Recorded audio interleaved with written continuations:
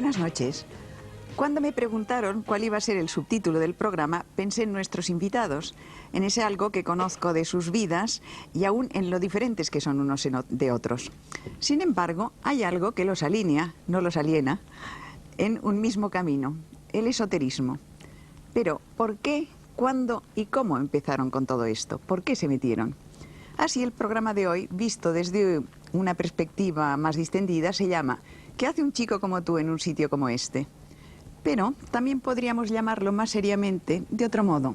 Encuentro con hombres notables.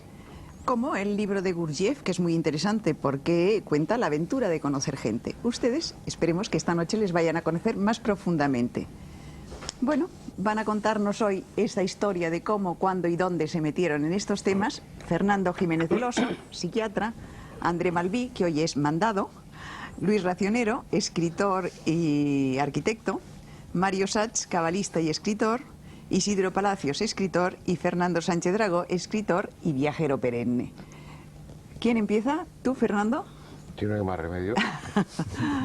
Cuéntanos cuál fue el primer paso que diste dentro de este extraño mundo oculto.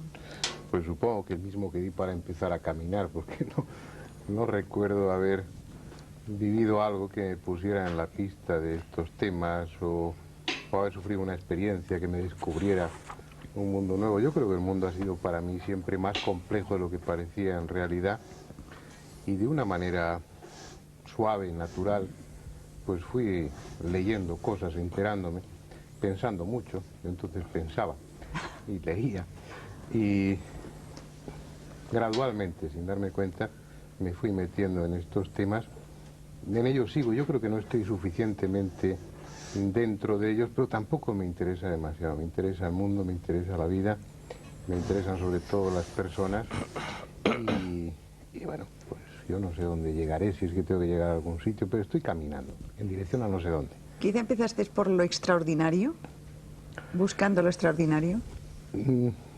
Posiblemente. Yo recuerdo que tenía unos 15 años cuando me monté mi primera sesión de espiritismo para mí solo, que creo que es una edad precoz para esos menesteres. Pero ya llevaba pues tiempo leyendo a Lovecraft o a Bradbury, o metido enganchándome poco a poco, picando la carnada de ese otro mundo que no es otro, que es este mismo, pero que trasciende los límites de lo que vemos o de lo que tocamos. También puede contar mi afición hacia lo tenebroso. Yo era un niño asqueroso a ese nivel y disfrutaba con los cuentos de miedo. Los escribía muy mal también. Hacía pues pequeñas maquetas con la casa de Drácula, por ejemplo. Y el terror es algo que te pone también en la pista. Si es un terror bien escrito, te pone en la pista de lo extraordinario, y empiezas a ver que no es tan extraordinario, que el terror juega con sentimientos, con sensaciones, con vivencias no experimentadas, aunque parezca un contrasentido, con algo que llevamos dentro, y que el miedo lo que hace es, como el de Lovecraft, por ejemplo, pues despertar ecos de vivencias tuyas, vivencias inconscientes probablemente, y también podría establecerse eso, pero no en un camino de gradual, primero una cosa, después otra. Al mismo tiempo que estaba eso, pues estaba mi afición por la astronomía o mi torpe y modesta afición por la psicología. Entonces, no sabría responder. Luego te preguntaremos a dónde te ha llevado hasta la actualidad este camino, pero ahora vamos a seguir con esta primera ronda. André, ¿cómo te metiste en estos temas? Pues realmente no me metí, fui metido. O sea que la primera cosa importante que me acuerdo fue en 1950, tenía entonces 6 años, era en el mes de abril, se acababan las vacaciones de Semana Santa, y llegó a casa un señor que fue a ver a mi madre diciendo: usted tiene un hijo, así, así, así, así, tengo que verlo. Este señor se llamaba Loganov, era un señor de unos 80 años, ex oficial zarista, astrólogo, por lo visto ahora pienso que muy bueno, y este hombre se dedicó un cierto tiempo a hablarme de muchas cosas de las cuales entendí muy pocas, hay que reconocer. Y desde entonces toda mi vida está marcada por encuentros con personajes que todos los que he buscado me ha salido mal. siempre ha salido bien los que han llegado así. Ha habido una larga cadena en la cual hay que incluir al rabino Belaroche en Biarritz, que a través de una librería que yo frecuentaba para leer los libros y comprarlos, me pidió de venir una vez y es con él que empecé a ocuparme de Cábala y un montón de otras cosas. Después el doctor Barry, que también a través de una librería de Burdeos en la cual hacía lo mismo, me hizo venir y pues me metió en un montón de investigaciones parapsicológicas. Después de una serie de gente que mejor no hablar. Hubo un señor muy importante que yo encontré en los años 60 en abril. Extrañamente, abril es un mes importante para mí. En París yo estaba haciendo una cosa de la cual era muy habitual para mí, que era sentarme en la terraza du Café de Deux Magots, en Saint-Michel, en una mesa en la cual había algunas copas de alguien que se acaba de levantar, y aprovechar el tiempo hasta que me viniesen a pedir si quería algo y no quería nada porque no tenía un duro. Y al momento en el cual me iba a levantar, como siempre, un señor que estaba al lado dijo: no, lo invito a este señor, toma lo que quiera, etc. Era un ingeniero de un organismo oficial francés, y es por culpa suya, mejor dicho, a través de él, que me interesé de muy cerca, por lo menos, el aspecto meramente operativo de la alquimia. Ahí aprendí mucho. Era Fulcanelli. Esto ya es un comentario que te dejo. Hubo muchos otros. Uno de los últimos es muy simpático porque resulta de que un buen día estoy invitado en Sevilla para el final de un partido de fútbol entre selección de Romaña y el Barça, y por la tarde, mientras los forofos, los hinchas de Barça, colgaban de la Giralda una inmensa bandera, me fui con Carbonell y un montón de otra gente ahí por los jardines, y había un señor que hacía fotos, pero con una máquina muy vieja, y se acogía la foto, sacaba, bueno, claro, un negativo sobre papel, que ponía después con una especie de aro delante, y volvía a fotografiar la fotografía para sacarte el positivo. Y yo ahí me encantó tanto esta tirada en negativo sobre papel que me la quedé. Pocos días después me encontraba en África, y a raíz de toda una serie de casualidades de estas un poco extrañas, me encuentro en un muy pequeño poblado que se llama Lolobo, y ahí encuentro el brujo del pueblo, que se llamaba Conan, un viejo señor de barba blanca, bastante impactante. Empezamos a hablar y tal y cual, y me empieza a contar cosas muy fuertes. Y digo: ¿pero por qué me las dices a mí? Me dice: muy sencillo, porque tú eres yo. Imagínate que ya son esas cosas, palabras mayores. Digo: ¿pero cómo puedes decir esto? Sí, tú mira, tienes tu foto, que es la mía, en tu bolsillo. Miro y sacó el portafolio y había dejado el dichoso negativo. Y claro, en este negativo yo salía de cara negra, de barba blanca. Y es verdad que era exactamente la foto de este hombre.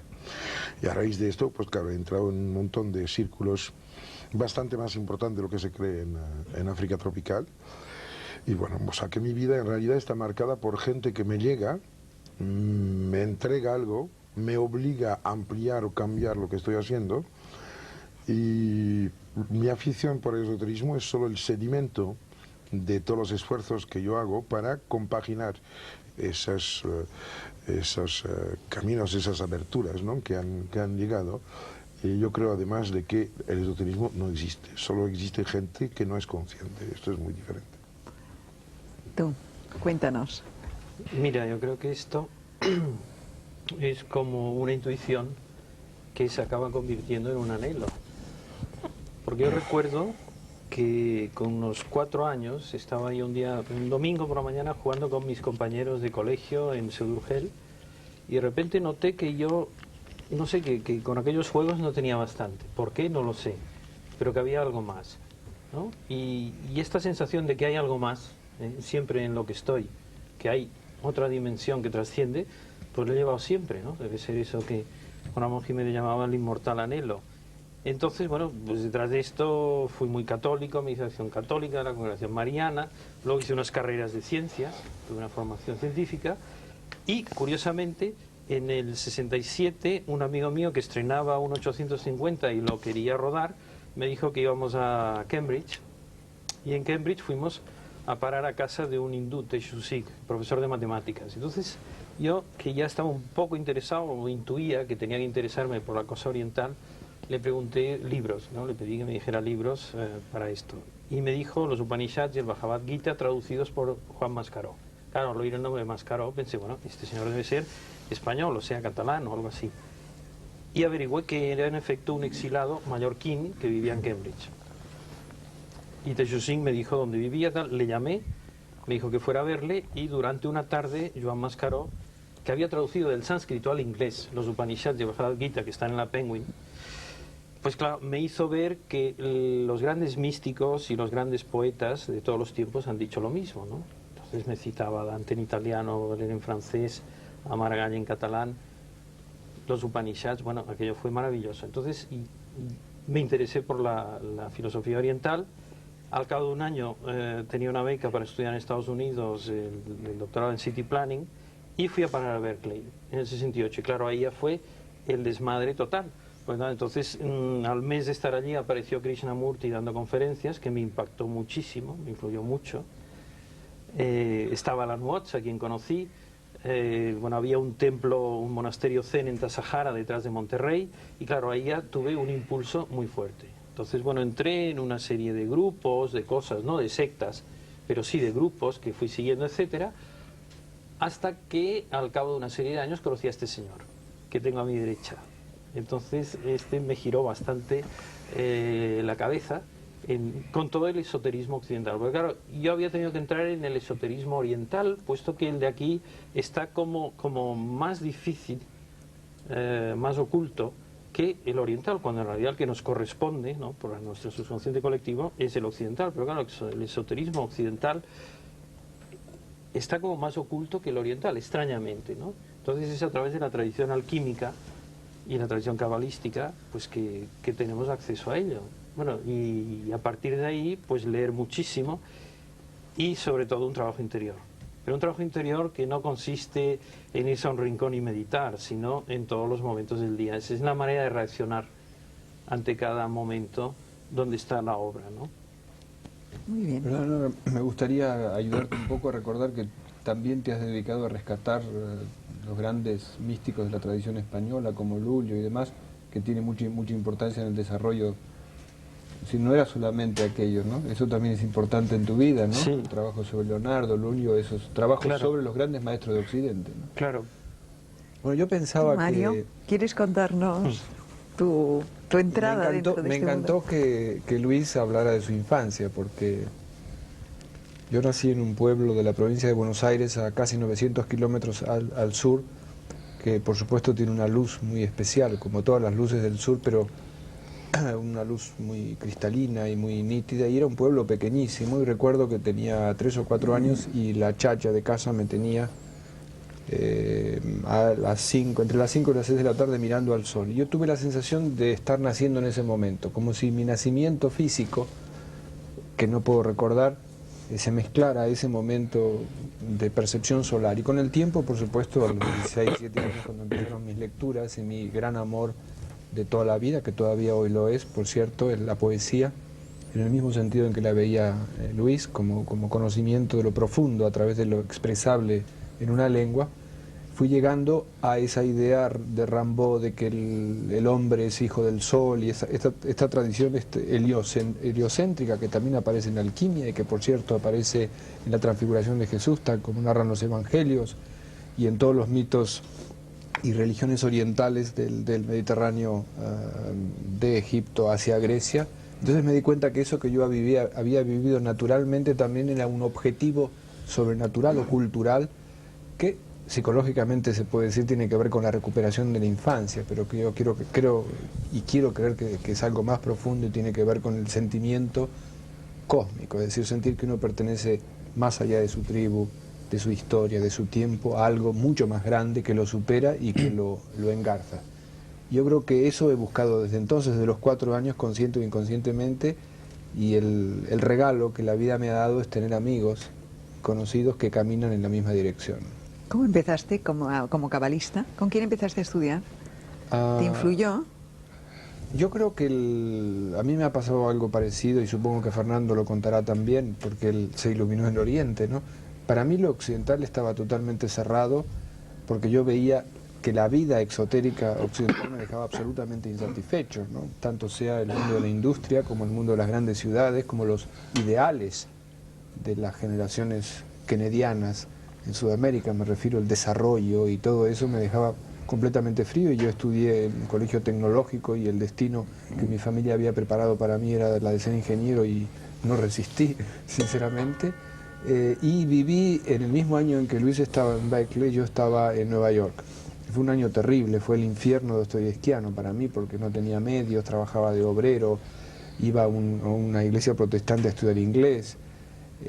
Y bueno, fue un año muy duro, muy extraordinario humanamente, y ahí conocí a un cabalista que vivía, como se dice en Estados Unidos, del welfare, de la seguridad social, en un barrio miserable, que tenía su casa permanentemente abierta a todo el mundo, a gente que era más pobre que él, ¿no? Y yo en esa época no sabía hebreo y por supuesto no tenía acceso a lo que él podía enseñarme, pero sin embargo me impresionaba muchísimo la devoción y la alianza, y en ese sentido hay que decir que la Cábala eso lo tiene, supongo que André lo corroborará enseguida, entre lo que se puede ir descubriendo a través del campo de la física o de las matemáticas o de la química y lo que está diciendo la Cábala desde el punto de vista de su concepción ideogramática. Entonces esa fusión me parecía realmente que solucionaba la esquizofrenia entre lo místico y lo racional. Y comencé a estudiar hasta que tuve una beca para Israel, y ahí ya tenía yo 27, 28 años y podía leer los salmos y podía leer la Biblia, pero no pasaba nada. Todo lo que había leído era nada. Y entonces en una semana, y con esto acabo, como dicen los musulmanes de Mahoma, me bajó el Corán del cielo, se abrieron los cielos y vi en 2 letras, realmente vi el Evangelio de Juan, del Génesis, vi los vencejos volando y realmente me caí de rodillas en el medio de la Plaza de la Independencia, en el centro de Jerusalén, y di gracias casi con una especie de alarido, porque todo lo que había estado buscando en ese campo me fue concedido en pequeña medida, ¿no? Y entonces sentí que era posible caminar en ese campo y sentí una enorme alegría, y supongo que me he convertido, como dice Borges, con ironía, en una especie de amanuense del Espíritu Santo. Trato de transcribir lo que mi intuición me descubre.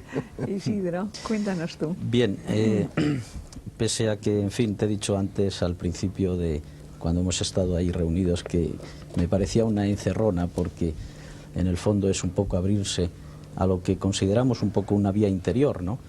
Yo creo que en el fondo habría que, para hablar de esoterismo, tenemos que distinguir entre la vía de fuera o el exoterismo con X y la vía de dentro, la vía hacia el interior, que es propiamente esoterismo, el programa, digamos, un poco que nos reúne aquí con S.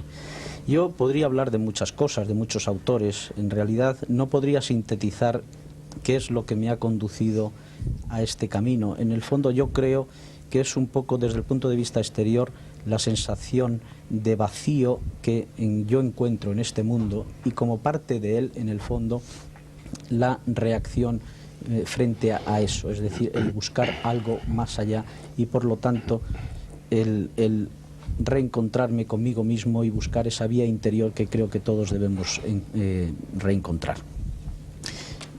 Tal vez hay un hecho que yo podría contar. A mí siempre me ha llamado mucho la atención, me ha gustado en el fondo, la vida de los monjes contemplativos que, sin embargo, en sus terminologías, cuando hablaban de sus ascesis, usaban en realidad términos guerreros. Esto me ha llamado mucho la atención y en realidad leí mucho sobre vidas de santos y vidas de monjes. ¿Por qué los monjes, por ejemplo, los primeros monjes, los padres del desierto, salían al desierto? ¿Era una huida o buscaban algo desde el punto de vista incluso exterior, esa vía fuera del mundo? Buscaban algo más. Descubrí que en el fondo estos monjes en realidad salían a ocupar el primer frente de un combate en una gran batalla cósmica. En realidad, curiosamente, desde antiguo se ha sabido que los los demonios habitaban en los desiertos. Y el monje era como un ser que, viendo su camino de vía interior, pero en realidad era un luchador. Tal vez yo, un poco influido por esta consideración de la vida, por este estilo de vida, llegué a pensar en cambiar mis libros por un icono de la Virgen María y abandonar el mundo y marcharme a una cueva de estas artificiales que hay en Castilla, que antaño se usaban para guardar el vino y que todavía podemos encontrar por ahí en los páramos, las laderas de los páramos castellanos, o incluso al lado de las eras donde se trillaba, o los montes calizos. En realidad yo no hice aquello, creo que no por no tener la cueva, porque por 2.000 pesetas me vendían una y además por cuestiones familiares podía tener acceso a una de ellas, pero lo del icono me salió mal.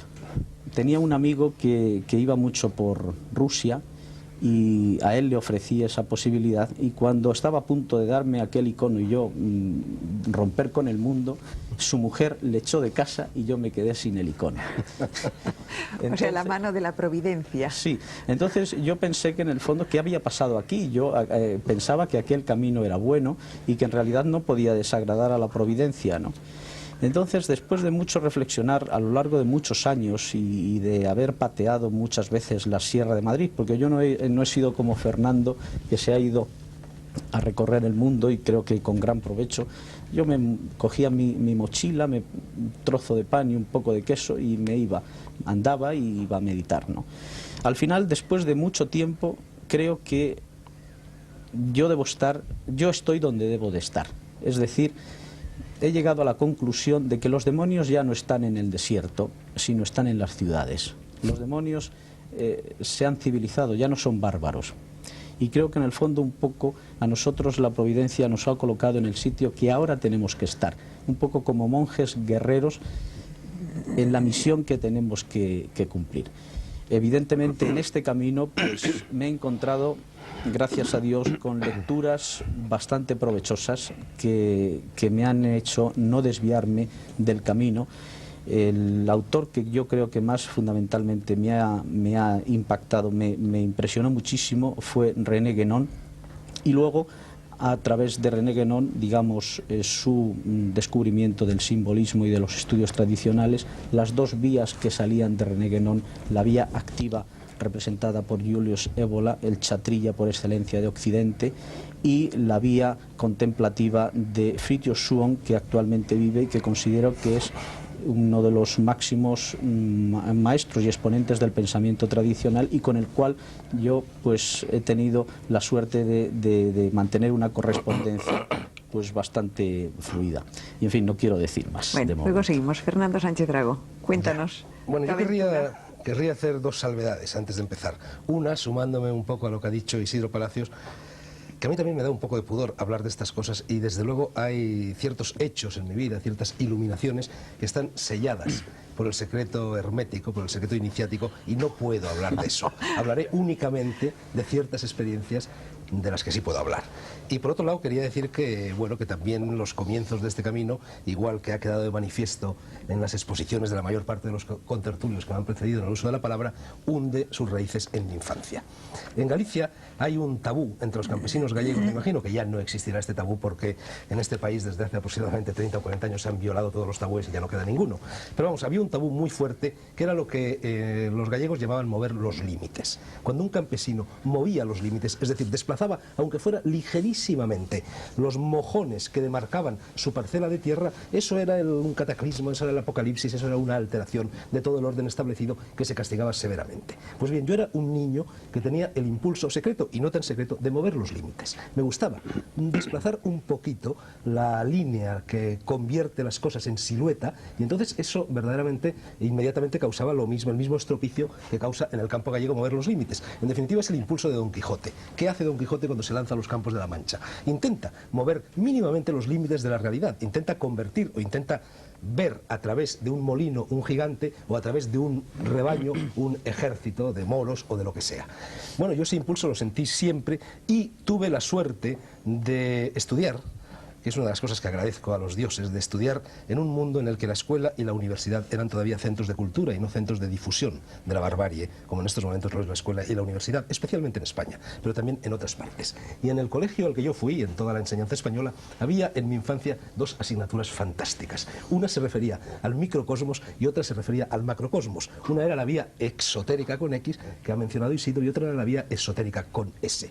Una de ellas, la exotérica, la del microcosmos, se llamaba Lecciones de Cosas, y me imagino que muchos de las personas presentes hoy aquí la recordarán. Las Lecciones de Cosas era una especie de introducción general a todas las ciencias. Había un poco de geografía, un poco de historia, un poco de geología, de botánica, de zoología, de química, de física, y era realmente, bueno, una forma muy bonita de iniciar a un catecúmeno, a un muchacho, a un niño, en lo que iba a ser el camino de su vida práctica. Y luego existía otra asignatura fantástica, que también ha desaparecido torpemente de los planes de estudio, que se llamaba Historia Sagrada, y que no era ni más ni menos que la Biblia narrada en el tono de las narraciones infantiles, en el tono de Peter Pan, en el tono de Alicia en el País de las Maravillas, en el tono de Nils Holgersson a través de Suecia, narrada a los niños.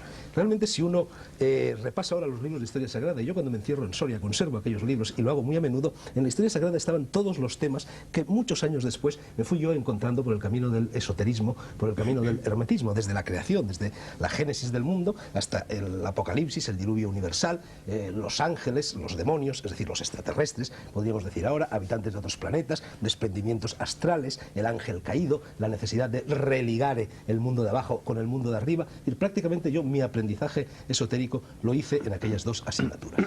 Y luego, naturalmente, se produjeron, igual que le sucedió a mis compañeros de tertulia hoy, pues el encuentro con determinados personajes y con determinados libros. Yo recuerdo vívidamente el momento en el que, cuando tenía 18 años, cayó en mis manos un libro de Romain Rolland, que fue premio Nobel, y nadie se acuerda de él ahora, injustamente, y Romain Rolland había escrito una biografía de Ramakrishna, otra de Vivekananda y otra de los Tagore en general, y también otra de Nehru, creo.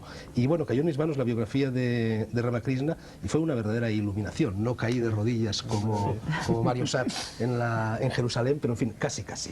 Y luego me desvié. A pesar de que yo en aquel momento había ya decidido emprender con armas y bagajes el camino de la tradición, el camino de la iluminación, el camino de la gnosis, me desvié. Tuve un paréntesis laico, un paréntesis comunista, un paréntesis politizado, que duró 4, 5, 6 años, y luego, cuando estaba ya cerca de los 28, 29 años, pues llegué a la India. Y entonces, efectivamente, yo allí, en la India, en Benarés, tuve una iluminación. Ahí sí que fue parecidísimo a lo de Mario Satt. Es decir, yo recuerdo que yo estaba haciendo un viaje muy rápido, me había invitado a la Universidad de Tokio como lector allí a Tokio, y entonces me pagaban un viaje. Yo no tenía entonces un duro, el billete desde Roma hasta Tokio costaba 90.000 pesetas, que para mí era como 50 millones ahora, y además permitía, debido a esas extrañas reglas que tiene la IATA, permitía zigzaguear y pararse por aquí y por allá. Yo tenía que incorporarme en una fecha determinada, el 14 de marzo, si no recuerdo mal, a las clases en Tokio, y disponía pues de un par de semanas aproximadamente para visitar Egipto, para visitar Israel, para visitar Persia, para visitar la India, para visitar Tailandia, en fin, para visitar todos los países por los que iba a cruzar. Y así lo hice, y prácticamente me iba deteniendo un día en cada ciudad. Y llegué a Benarés, y llegué ya tarde, a eso de las 10 o las 11 de la mañana, y alquilé pues el clásico rickshaw con un muchachito que me llevó a visitar todas las maravillas que hay en Benarés, y este chico me dijo que en realidad cuando había que ir al Ganges era a las 5 de la mañana, que es cuando llegan los peregrinos, cuando sale el sol y cuando se produce esta inmersión taumatúrgica en las aguas del padre Ganges. Y entonces yo me quedé con esto zumbando en la oreja, y a pesar de que al día siguiente tenía que coger un avión que me llevaba muy pronto, desde una hora muy tempranera, desde Benarés a Katmandú, pues hice de tripas corazón, me levanté a las 3:30 de la mañana, me fui a pie desde el bungalow en el que vivía hasta el río, había 5 o 6 kilómetros de distancia, y por fin llegué allí mezclado pues con todo este río en marcha, donde se mezcla lo más hermoso con lo más brutal, con lo más tremendo, que es la India. Y entonces allí me senté en una de las escalinatas que descienden al Ganges, asistí al nacimiento del sol, es también muy parecido a lo que a ti te sucedió cuando estabas en brazos de tu chacha, y realmente allí pues morí y renací, me convertí en un hombre nuevo, abandoné todo el bagaje laico, todo el bagaje empírico, todo el bagaje pragmático que mi condición de occidental y de intelectualillo occidental me confería, y me convertí en una persona diferente. Y también me sucedió algo que ya se ha mencionado aquí. Es decir, yo empecé a adentrarme como Luis Racionero más bien por los caminos esotéricos del Oriente que por los del Occidente. Y yo creía que el esoterismo estaba confinado en Oriente y que en Occidente prácticamente o no había existido nunca, o si había existido había pasado a mejor vida.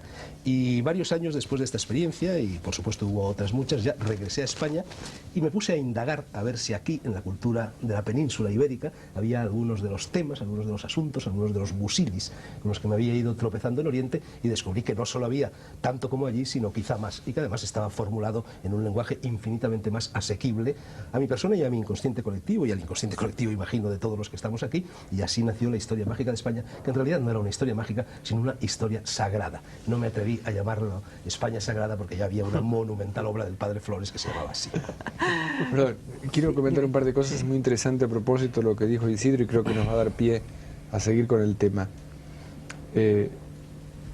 Cuando siente que el icono no es su camino, ¿verdad?, y que está ahora en el lugar donde debe estar, eso me hizo acordar una frase hermosa de Borges, ya mayor, que decía: cuando era joven me gustaban los arrabales, pero ahora prefiero el centro.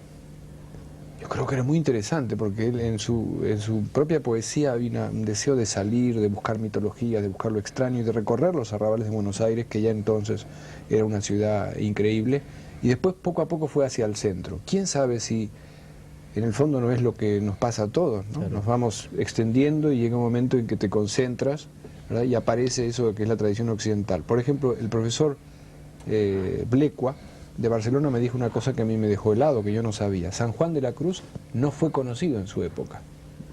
Si tomamos el caso de Ramakrishna o Vivekananda, fueron ampliamente conocidos en el mundo oriental en la época en que vivía. Entonces eso nos ha hecho a nosotros, supongo, y creo que en general, buscar desesperadamente cosas que deberían ser hoy, digamos, de patrimonio colectivo, claro. ¿No crees? Sí, pero cuidado que lo de Borges no me vale, porque él estaba hablando de un centro geográfico y urbanístico.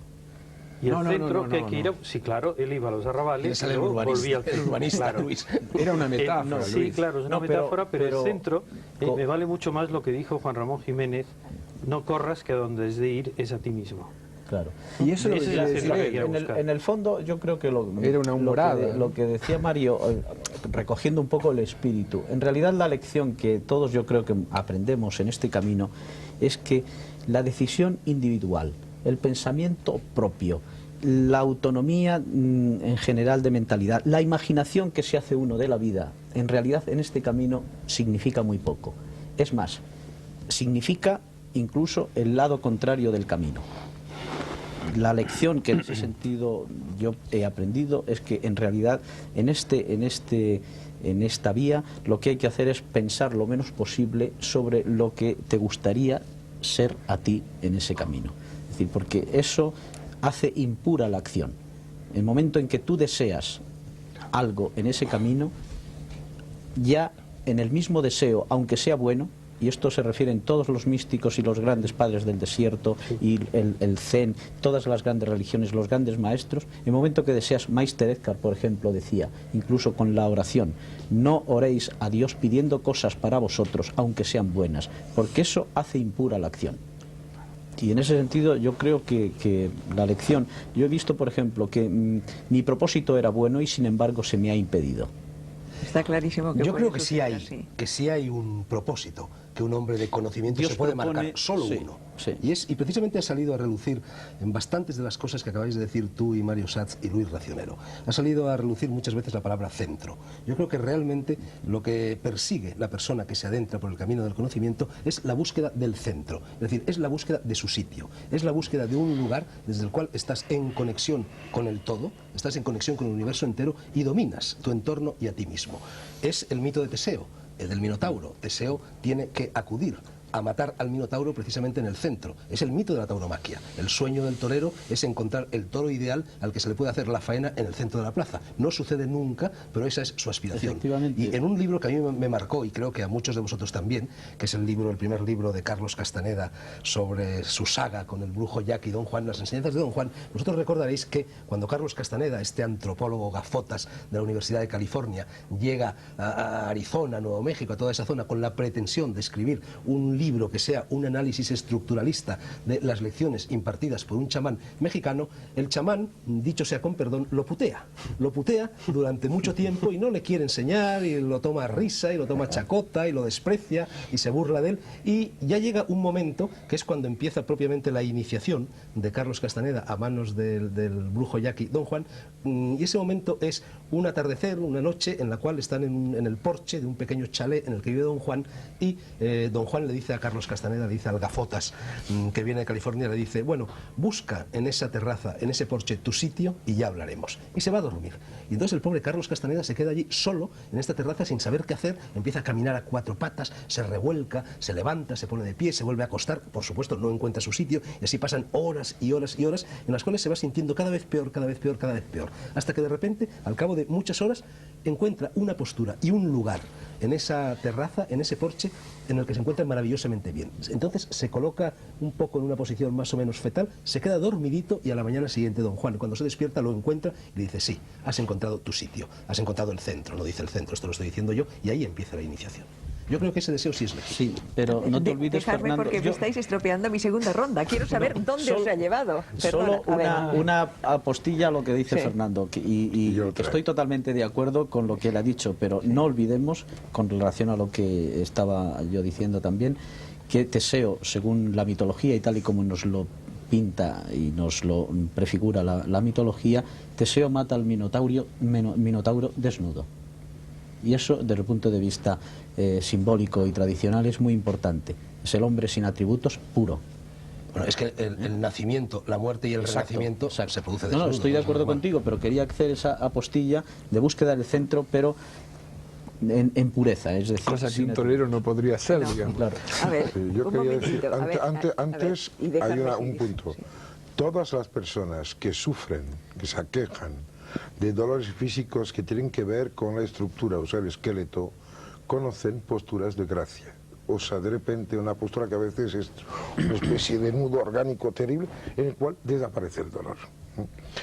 La cosa que a mí me interesa es que todas esas personas manifiestan, cuando después hablas con ellas, y yo lo hago muy a menudo, un cierto tipo de sensibilidad hacia conocimientos para los cuales no tienen palabras, no tienen referencias, muchísimas veces no tienen ningún libro ni los han leído que tenga que ver, pero dentro de ellos yace el conocimiento que está al final de los libros, al final de los maestros, al final de las palabras.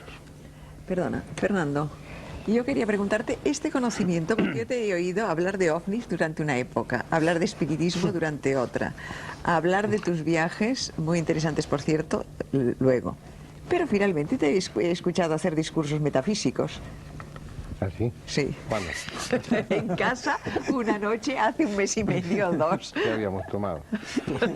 Habíamos bebido abundantemente, pero lo expresabas lo suficientemente bien como para pensar que eso no era una improvisación del momento. Sí, lo sería. No, no son temas que yo estudio, que yo lea. Y supongo que, bueno, que me escucharías benévolamente, no tengo idea de qué cosas diría. Lo que sí diría es lo que se me ocurrió en ese momento. Que yo pienso, y parece que todos estamos un poco de acuerdo en que si hay un conocimiento, ese conocimiento es interior, y que lo que hace uno es redescubrir lo que teóricamente ya sabes, tal vez expresado con otras palabras. Pues en definitiva no sería el buscar, por lo menos para mí, el conocimiento, sino ser yo el conocimiento. No me interesa tanto saber lo que es la verdad, sino sentirme yo parte de esa verdad, asumirla o ser yo la verdad en alguna medida. Si quieres, es la pretensión desproporcionada, absurda desde un punto de vista humano con minúscula, que es la de ser Dios, pero creo que es una pretensión lícita dentro de la aspiración de ser hombre con mayúscula, de ser, bueno, pues eso, la conciencia del universo. Bueno, es que esa pretensión que dices, Fernando, yo creo que no se puede expresar con vergüenza, sino todo lo contrario. Es decir, la diferencia, incluso esto está dicho por los grandes santos. Pero yo lo digo así, griegos, porque soy muy modesto. Y muy griegos. Una cosa es ser como Dios, que es, digamos, la caída luciférica en ese sentido, y ser dioses, que eso está dicho en el Evangelio, dioses sois.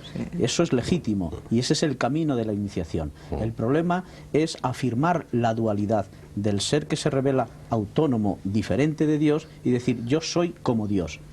Esto es lo que la metafísica rechaza, pero desde el punto de vista espiritual, el afirmar que somos dioses y es el camino de la realización esotérica, te conduce a ello, es perfectamente legítimo y está en todas las religiones, incluso en la cristiana.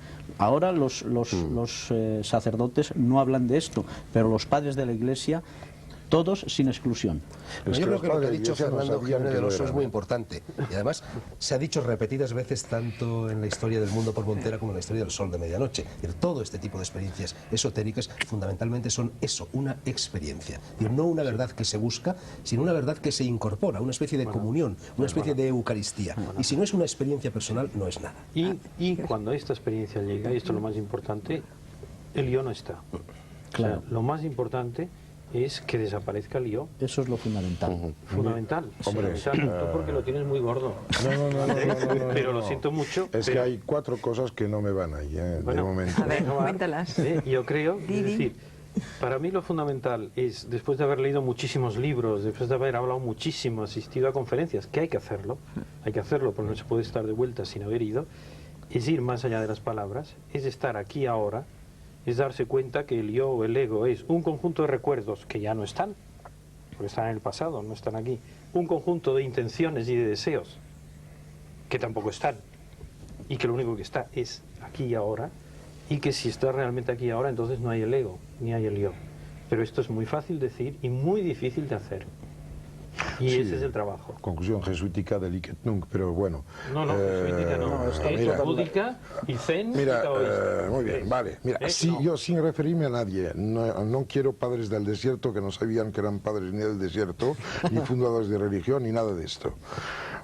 Quiero solo apuntar una cosa mucho más sencilla. Creo, y solo me comprometo a mí, que cuando alguien va hacia este famoso centro interior, en el cual se atan los hilos que aparentemente mantienen juntas las partes de lo que somos, lo que se encuentra son los demás. Este es el primer punto. Creo que la puerta interior abre hacia todos los demás. Creo que de todas Yo diría maneras... lo demás, no los. Sí, no, pero déjame acabar. Y que los demás son el instrumento de conciencia de las cosas que de momento no tienen conciencia. A través de cualquier otra persona, parte del Pirineo, parte de las sabanas africanas o parte del mar, de lo que quiera, va a venir. Cualquier conciencia que se aplica a algo que no tiene conciencia le da algo de conciencia. Y si tú llegas al punto en el cual eres los demás, de esto te vas a nutrir y alimentar y pasará tú también a ser los demás. Mario. Quería decir que yo apuntaba algo semejante a lo de André en la medida en que en la primera intervención dije que este camino me había conducido a tener amigos muy especiales. En el árbol de la vida, de la Cábala, se habla de 2 niveles que se podrían dividir en el mundo de los ascendientes y el mundo de los descendientes.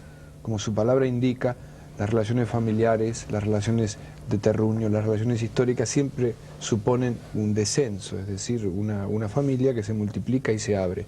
Mientras que para mí este mundo supone siempre un ascenso y un reencuentro con aquellas almas. A mí me pasó exactamente lo mismo con las 2 obras de Romain Rolland. Cuando era muy joven me quedé maravillado, eran de mi familia. Esas personas eran de mi familia. Y eso pertenece, como digo, en el mundo de la Cábala, a los ascendientes. Por lo tanto, para mi realización espiritual, mi interioridad adquiere su rúbrica, digamos, verdadera en el contacto con aquellos que han experimentado cosas semejantes. Al punto tal que yo creo que en la historia del cristianismo, por ejemplo, el momento de Gregoriano debe haber sido un unánime delicioso, ¿no? Porque no es el primer siglo de Gregoriano. O sea, la gente se junta por cosas parecidas y de pronto cantan algo que es cantado a través de ellos y los egos desaparecen.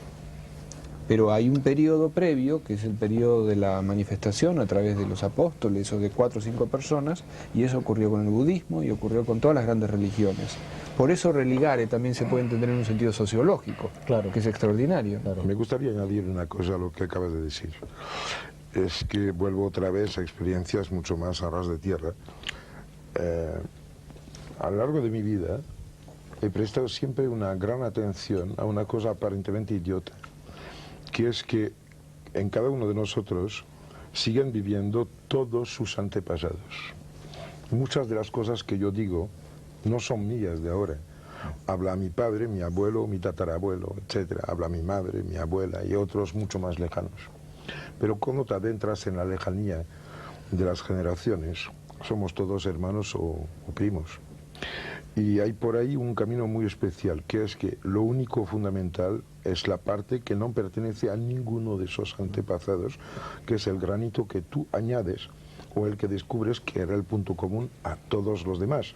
Es lo que hace que yo personalmente, si tuviera que identificarme, diría que soy todavía un guerrero neolítico y que lo mío es la cueva, pero no la cueva de Isidro.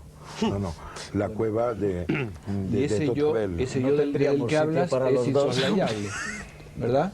Ese yo, desde el que habla, ese yo, André Malví, es insoslayable, ¿no? Esa es la ambigüedad del Evangelio cuando Jesús dice yo soy la verdad, el camino y la vida. ¿Qué yo habla? El doble yo, ¿no?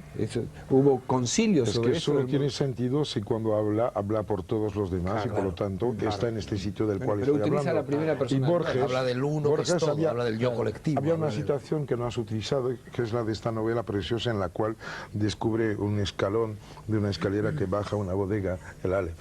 Sí. Porque en realidad era esto, que resume perfectamente tanto tu postura como la reacción de Luis sobre la ciudad, porque la ciudad no es más que una entelequia, una pequeña representación de una estructura cósmica en su perfección, si acaso existe. Sí, pero ojo, ¿qué sucede cuando una persona alcanza, como el personaje del cuento de Borges, un Aleph? Ese punto, sin la debida preparación, sin los debidos ejercicios espirituales... Se convierte en falso Aleph, como él mismo dice. Se convierte en un falso Aleph o te vuelves loco. Y es también el caso de Funes el Memorioso, otro cuento de Borges, del hombre que lo recuerda todo y que termina absolutamente agobiado por este cúmulo de recuerdos que ya no le sirve para nada. Sí, es la escultura. Quiero decir con de esto que hay que adentrarse con pies de plomo por estos vericuetos. Exacto. Y me gustaría recordar un proverbio chino al respecto, que además recoge uno de los grandes autores esotéricos del siglo XX en Europa, que es el italiano Julius Evola, en el título de uno de sus libros, que se llama Cabalgar el tigre. El proverbio chino dice: si te subes a un tigre, no podrás bajarte cuando tú quieras, sino cuando quiera el tigre. Sí, tiene una cosa, yo no me gustan las referencias, al contrario, al pesar de lo que puede parecer. Pienso que cada niño que nace puede y tiene el deber de rehacer la totalidad de los caminos hechos anteriormente por otros que también fueron niños que nacieran. Y lo que dije, por si los padres del desierto, que ellos no sabían que eran padres del desierto, lo digo solo para apuntar una cosa, que lo que se vive tiene que ser puro en su esencia y no en sus referencias, y que a lo mejor estamos emburicando demasiado el tema y que hará que la gente se dirá: uy, Dios mío, ¿cómo voy a ser yo que no he leído los 5.000 libros a los cuales se hacen referencia?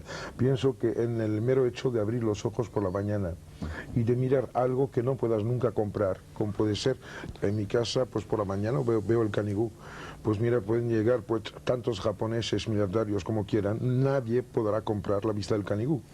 Y hay dentro del mundo de las ideas y dentro del mundo de los sentires reales, experimentales, de este camino interior, muchas cosas que nadie nunca podrá comprar, ni ningún libro podrá encerrar ni contener.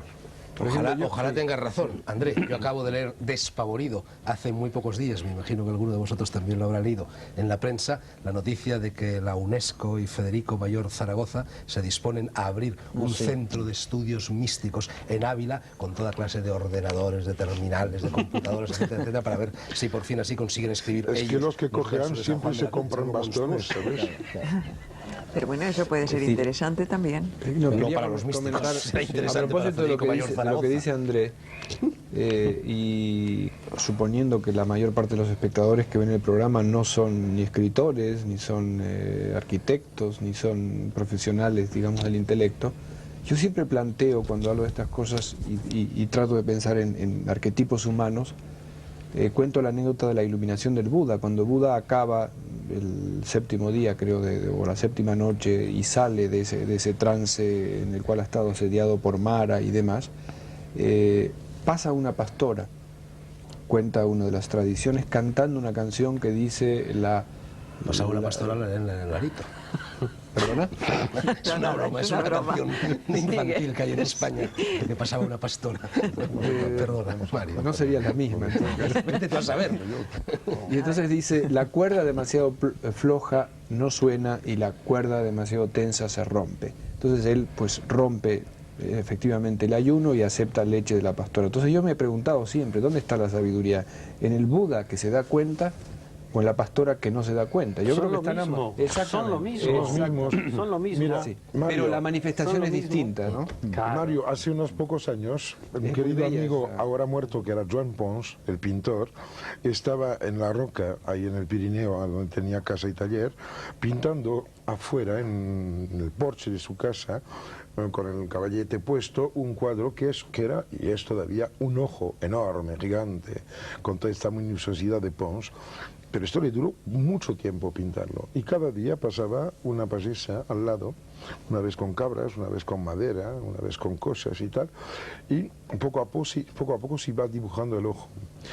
Y hubo un día en el cual Pons estaba casi al final, ¿no?, del cuadro, ya sabía que quedaban poquísimos toques, y se para la campesina esta, la payesa, y le dice, qué bonito reloj, ¿eh? Pero ¿qué hora es?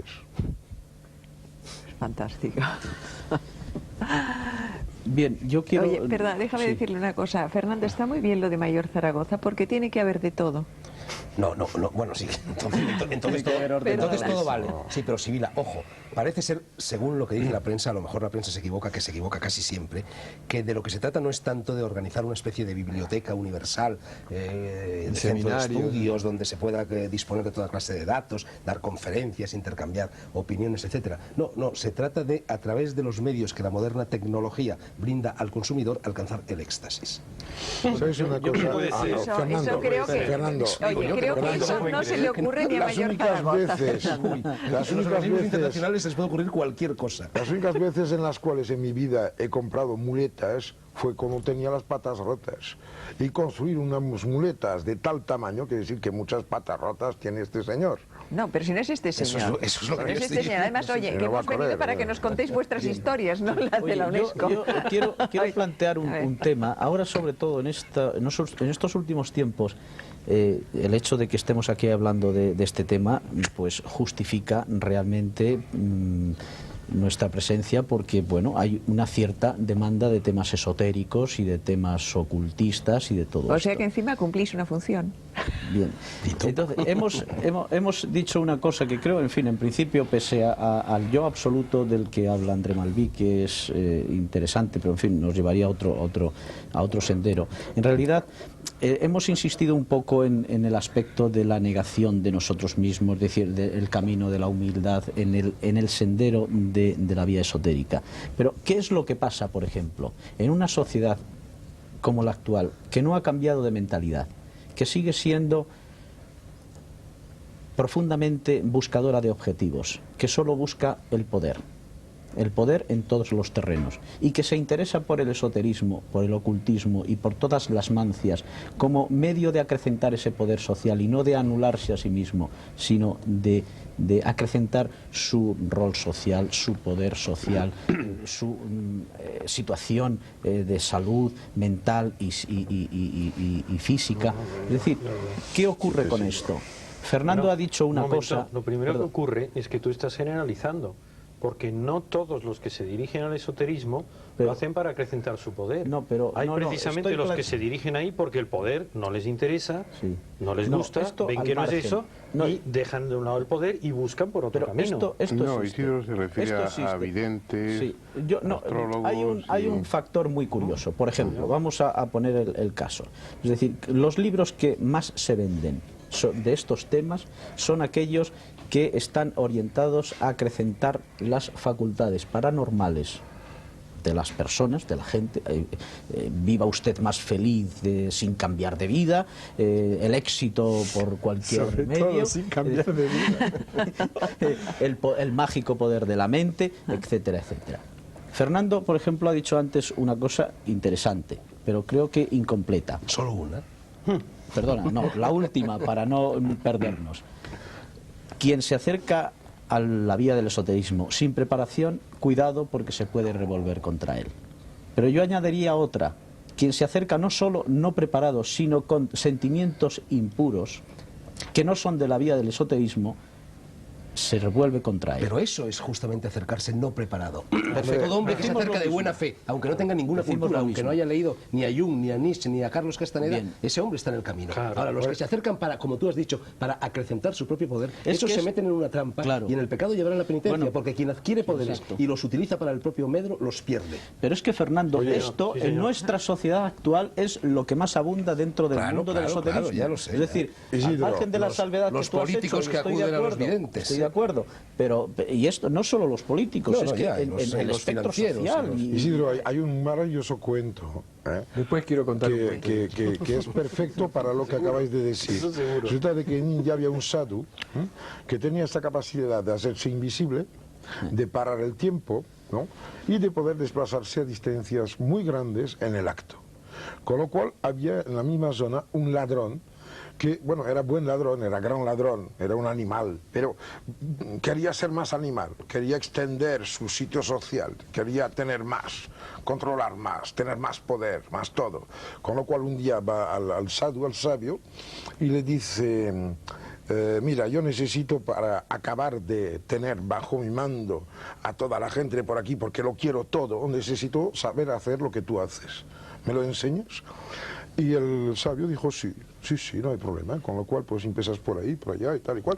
Tú pasan unos años, porque fue largo. Era un ladrón bastante tozudo y un sabio bastante sabio.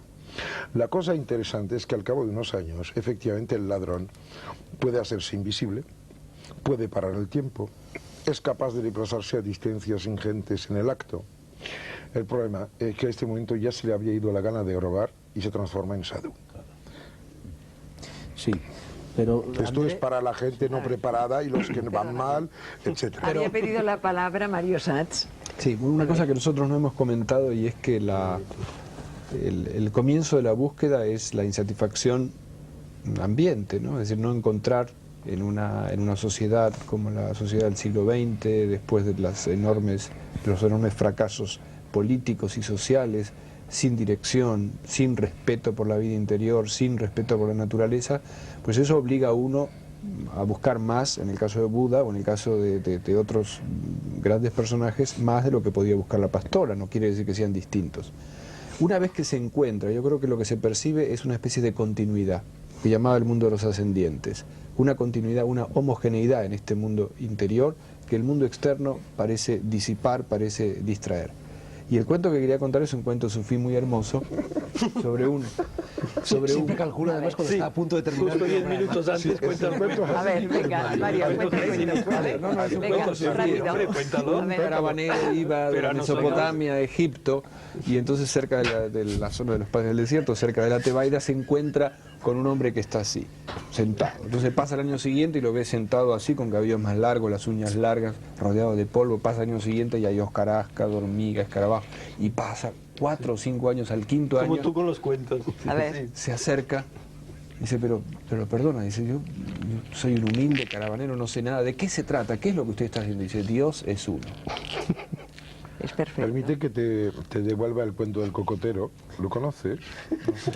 Resulta de que es uno de esos baúles que hay en Costa de Marfil, sentado debajo de un cocotero esperando de que caigan los cocos para apretarlo, beber la leche y comerse la carne. Y ahí llega un occidental muy listo que dice, hombre, es que ahí si empieza a sacudir un poco el cocotero van a caer más, con lo cual los puede vender, si los vendes va a ganar dinero, con lo cual puede comprar un coche para cargar más, llevarlos más lejos, montar una industria, etcétera, tal cual. Dice, bueno, ¿y a qué me va a servir? Dice, hombre, es que una vez que estarás rico te podrás poner debajo del cocotero, ¿sabes? Yo creo que los dos tenéis razón. Tú querías hablar antes, ¿no, Luis? No, que va. ¿Qué va? No, yo creo que debe hablar Jiménez del Oso porque no dice nada. Que es que no me dejáis, no tengo A ver, oportunidad. En un extremo. Yo no me sé ningún cuento. No importa, cuéntanos el tuyo particular, que esto es lo importante. No, me lo estoy pasando muy bien escuchando, así que seguir contando cuentos. ¿Quién va? No, yo tengo una pregunta para Fernando. De ti me ha extrañado siempre una cosa, es que eres como la materialización de una curiosidad a la cual la gente no se atreve habitualmente. Durante mucho tiempo has llevado un programa aquí en Televisión Española que ha movido muchísima gente y ha despertado no vocaciones, pero por lo menos ciertas orientaciones globales de la vida y de las preocupaciones de muchísima gente. Realmente estás tan alejado de esos temas que pusiste con todos los esfuerzos necesarios a disposición de la gente y tan diversificados como lo comentaba Sibila, o bien realmente existe un hilo conductor diferente de tu propia existencia o del hecho de tener un programa apuntado. Existe por casualidad algún tipo de ansia necesaria, que es esta fascinación del desconocido, muy parecido al vértigo frente a un agujero y a veces frente al cielo, pero yo tengo mareo cuando me miro el cielo así. Esto me interesa mucho saberlo, porque te has movido y te sigues moviendo mucho en esta dirección. Hombre, yo pienso que básicamente la curiosidad. Luego, porque hay un denominador común, entiendo que todos esos temas confluyen en algún punto del espacio del tiempo, no sé cuál. Todos tienen que ver con el hombre. Lo que pasa es que son tantos temas tan diversos que uno no puede dedicar el esfuerzo a todos ellos porque no serviría para nada, ¿no? Y dentro de esos temas hay algunos que ejercen una especial fascinación, como el pasado, pero con el pasado, con ese aspecto humano que comentábamos antes. Pero estáis hablando de experiencias, yo puedo haber tenido unas en Egipto, otras en otro sitio, pero por ejemplo recuerdo una en Monte Albán, en México, tratando de sentir, de incorporar lo que era un sacerdote, entonces el depositario del conocimiento. Probablemente si todo el conocimiento de las otras cosas o la intuición que despiertan las otras cosas, no puedes entrar en ese juego, no es más que un juego. Pero si lo consigues y entras, ves el pasado de una manera totalmente distinta, ves y vives, en cierto modo, Monte Albán como no lo puede vivir un turista o como alguien que pasa accidentalmente por ahí, ni como lo vive un arqueólogo.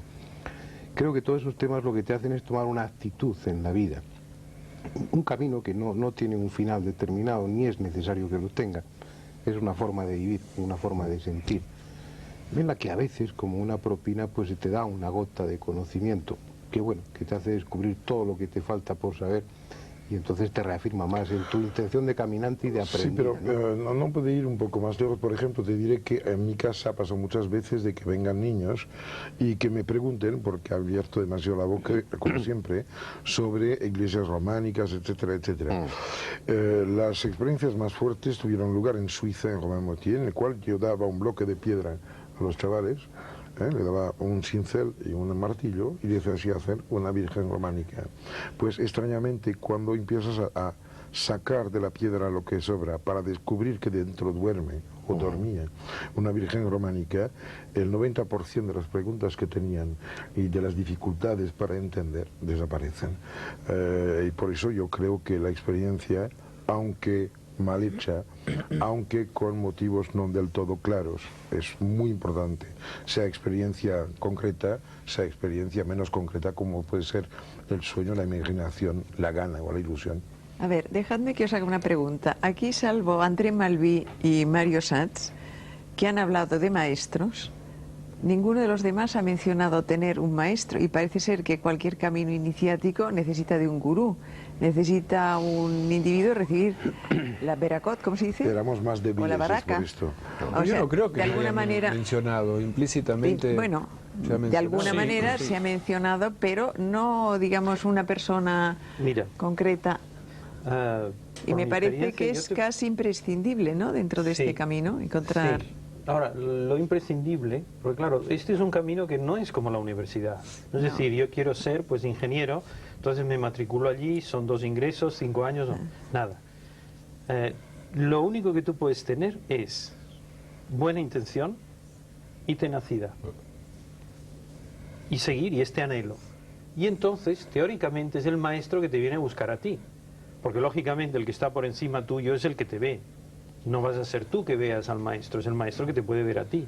Y entonces supongo que cuando tú ya te llevas esforzando como un tonto durante mucho tiempo, hay alguien que lo nota de alguna manera y entonces te dice, venga usted para acá, o se te aparece como a Andrés Sí, pero se le esto han aparecido por 2 veces, ¿no? Esto es la historia de los fresones, ¿sabes? Sí, sí. Los únicos fresones que cosechan los que crían fresas son los que están maduros y buenos para vender. Vale.